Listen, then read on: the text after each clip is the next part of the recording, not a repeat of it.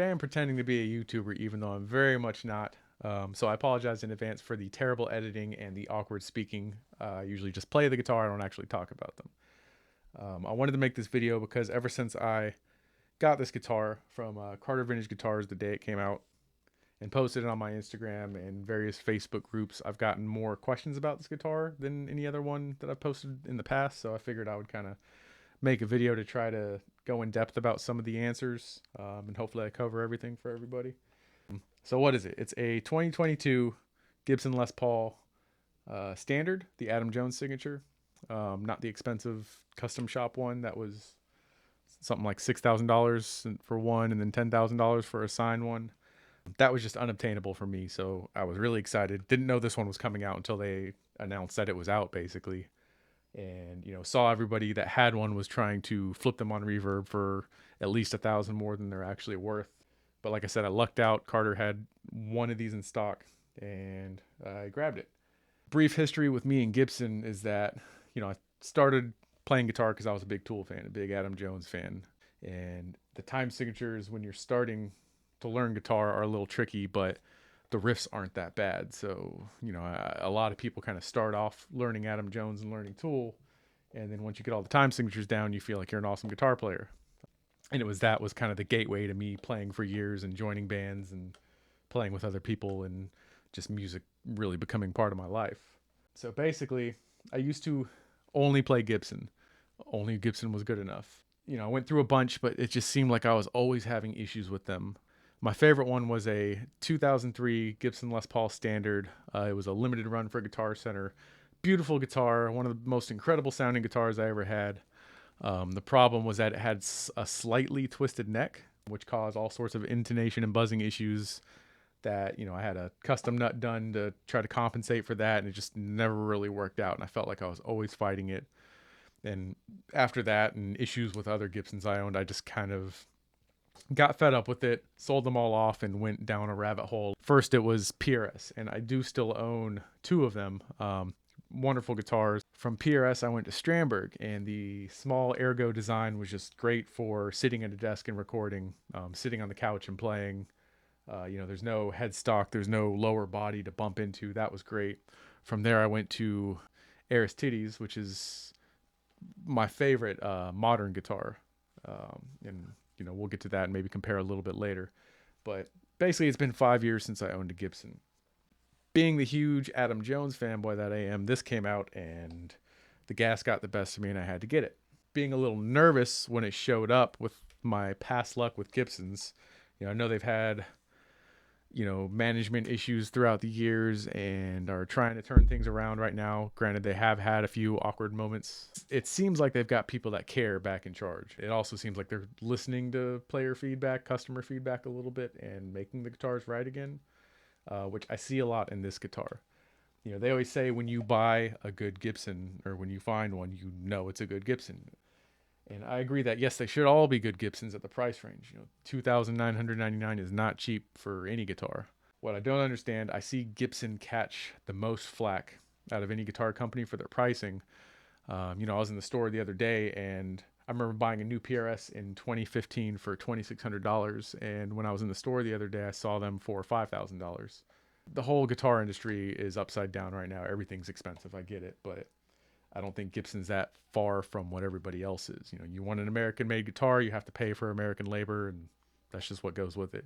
Now, this example, as soon as I took it out of the case, obviously I fell in love with the look. I always wanted the proper teardrop silverburst in a Les Paul, but the customs were just too expensive and unobtainable for me. One of my past guitars was a 2013-ish, probably wrong on that, but it was a Les Paul Studio, and it had the rim burst, and it just didn't look right. It had a lighter fretboard and just never was inspired to play it, and sold it pretty quick. This guitar, tuned it up, plugged it in, and as soon as I did this, I kind of knew. Even my girlfriend was walking by the door and just said, that one's got the sound, that one's got it. There's just something about this guitar, extremely resonant, and just has that oomph, that mojo that they always say. Since I was able to buy this guitar from Carter Vintage the day it came out, I avoided all the reverb scalpers. Everybody's got it and is trying to flip it for 1,000 more than what it's actually retailing at. If you can be patient and you want this guitar bad enough, just wait for it to show up somewhere and save the $1,000. It's a brand new guitar, so it's going to take a while for everybody's stock to be available, but eventually it'll get there. There's just a lot of people that want them in the beginning, and eventually everybody will catch up. Quick specs. The only thing I've done is obviously add the silly little mirror, and I added the Grover locking tuners to it. Just all the guitars, my little rabbit hole of searching for other guitars made me realize I love locking tuners, not just for the tuning stability. Most of my guitars are tremolo guitars, but also for the ease of changing strings. I just like being able to slip it in, lock it, and go. But other than that, I have not and do not plan on doing anything. I was a little worried about what I would think of the pickups, because I typically always go with bare knuckle pickups in all my other guitars and have never really been a fan of Gibson pickups. But you've got a burst bucker one in the neck, which does your classic Les Paul neck tones. And what everybody's after is the bridge pickup, especially if you're trying to get this for the Adam Jones tone. Now, I know in his custom shop version, and the pickup he uses is a Seymour Duncan DDJ, which is basically just a Duncan distortion. You can order one through the Seymour Duncan website, the custom shop, and even have it hand wound by the same person that does his. They're about $190, but it's basically just a hand wound Duncan distortion. So you could save your money and get a Duncan distortion for $90. But this is a pickup made by Gibson, an in-house pickup. It's called a DC high gain. It has a same spec as the DDJ, basically about 16.5 in the output, large ceramic magnet, and it just has that oomph.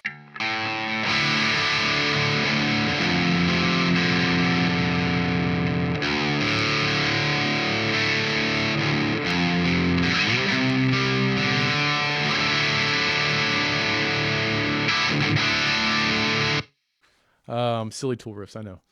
I didn't get this guitar only because I'm an Adam Jones fan. Adam Jones made me a fan of the silverburst and a fan of the Les Paul. I got this as a tool for me. So, the pickup sounds wonderful. I have no desire to change it. I can do the Adam Jones tone, but most importantly, I can do my own tone. For the bands that I play in, this guitar just works. It does everything I want it to do. So Gibson really kind of went back to the way they're supposed to be making guitars, and this is a good example of that. It's an example of what Gibson can do and what they should be doing. The quality is there. Now you have to be careful, because I have seen a few examples online of other people with tooling marks on the fretboard and binding sticking out. Maybe some teardrop bursts are a little uneven or thinner and thicker. Whatever your preferences might make you love or hate that. Now, this one, to me, the burst is perfect. The fretboard is perfect. It's nice and dark. There are no tool marks on it. There was no glue spilling out from anywhere. The fret nibs feel great. I don't feel the frets when I run my hand up and down it. The neck profile, now again, I haven't owned a Les Paul in about 5 years. So I would have to really A and B one in each hand to figure out where this ranks exactly. I know it is maybe slightly thicker than a 60 style, but not the big baseball bat that you have in the 50 style necks. It sort of feels as thin as a 60s, but a little thicker in the shoulders, but I know it's comfortable and I love it. And that's all user preference. You might hate it, you might love it. If you can try one, great. But it is a 70s style neck. It's even got the little volute on the back, just like they did in the 70s era Les Pauls. I've heard it's a little bit thicker than a normal Les Paul. I'm not sure if that's accurate or not. I do know that they use no weight relief, so it is heavy as hell. This one comes in at about 10 pounds. You feel it. Again, since I went down my rabbit hole of Strandbergs, and I've got an HO7, and these guitars weigh nothing. And then when I put this on, you definitely feel it. Now, the comparison. So this is my Aristides 060. This is sort of my main gigging guitar right now, my main ride. Everything about this guitar is designed better, I'm not going to lie. But again, it could all be preference. It has a flatter radius fretboard. It has jumbo frets, stainless steel, so the vibrato feels amazing on it. The biggest thing is, everything from the nut is straight to the tuner, whereas on a Gibson you have that D and G string that just go at an angle and gives you all sorts of tuning issues. The Adam Jones guitar here, luckily I haven't had that issue too much. The G will go out just a little bit if I really bend it over and over again aggressively, but surprisingly hasn't given me as much issue as Gibsons I've owned in the past have. This is also my first new Gibson, so hopefully it doesn't get old and catch up and start acting like a piece of crap. But the design of this is still just better. It's thin, it's light, it stays out of your way. Since it's molded out of Arium, it's a one-piece guitar, and you have this amazing access to the upper fretboard that, you know, it's like a glove on your hand. It just fits and works. You don't have that big chunk of a Les Paul. And it's just a guitar, you don't think about it when you're playing it. It stays out of your way, you just play it. You don't realize it's hanging off of you, you just play. Whereas the Gibson, on the other hand, you definitely notice it. It's heavy as hell. You feel it on your shoulder. There's no belly cut. There's no... It's not polite. You feel it there. You know it's there. You're playing it. But it's not necessarily in a bad way. I mean, I can still feel it resonating. It feels great. But you're going to notice it more. It is a little bit harder to play, especially if you get up here to the upper frets, anything past 15 or so. That's not necessarily a bad thing. I kind of compare it to an old muscle car versus a new supercar. The new supercar is designed better. It's going to be faster. It's going to have more gadgets and gadgets. Compare the Aristides to maybe a McLaren or a new Lamborghini. When you pull out the Gibson Les Paul, it's like you're getting in an old, you know, Plymouth Barracuda or Dodge Charger or something. It's cool. It's huge. It's heavy. It stinks like nitro. It's just still cool to drive. It might be an older design, but there's just something really cool about it. And that's hard to put your finger on and hard to explain without playing it. Now, the Tonewood debate has been beaten to death. And I'm sure a lot of it is just the bridge pickup is a little hotter than the one I have in the Aristides, but not by much. This definitely has that Les Paul mojo that people talk about that you don't really understand until you own a Les Paul. There's just something about them that feels awesome to play. This guitar screams, it's mean, it's hairy. It just seems right.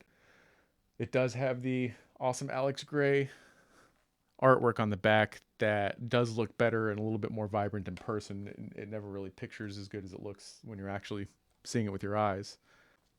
With my example, at least, Gibson got it right. This is a guitar that has been extremely inspiring ever since I got it. I have not wanted to play anything else.